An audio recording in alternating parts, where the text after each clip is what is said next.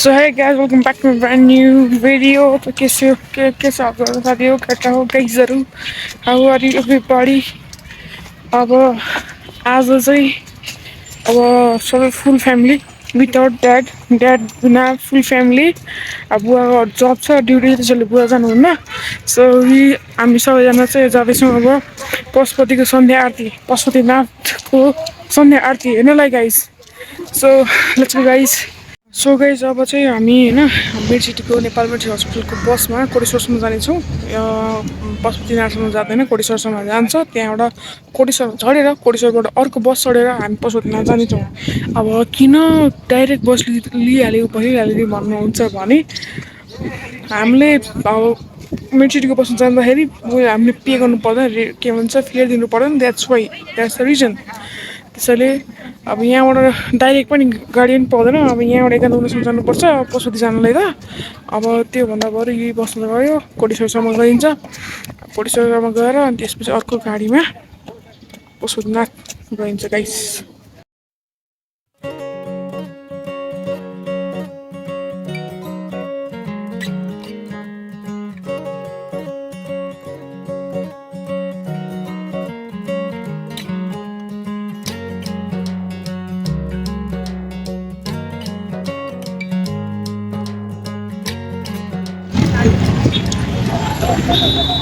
so guys Koteshwor झडिसक्यो हामी अब जाँदैछौँ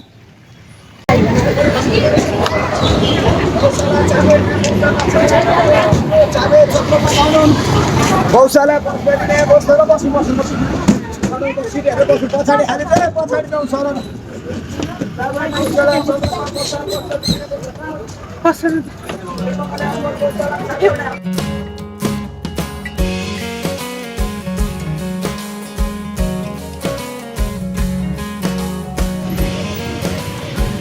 सो गाइज जस्ट अघि पनि भनेको फेरि भने अलिकति क्ल्यारिफाई हुने गरी भन्नलाई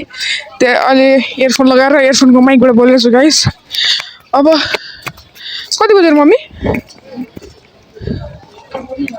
6 बज्न आँट्यो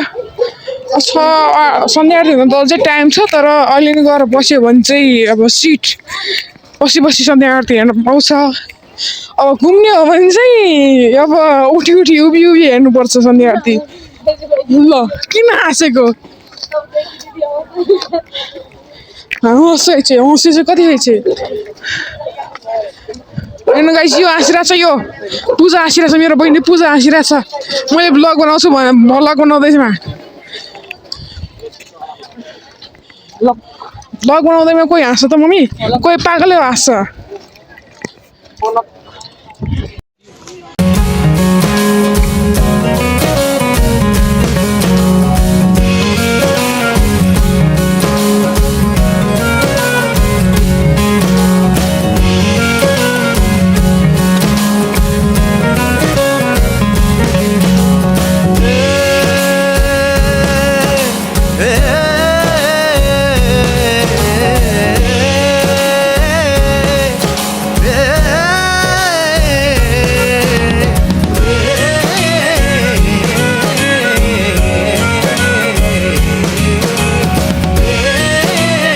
अब सन्ध्या आरती हेर्नलाई गाइस अब चाँडै आउनुपर्छ नभए यु क्यान सी भिडहरू गाइस भिड पशुपतिनाथको सन्ध्या आरती हेर्नलाई भिड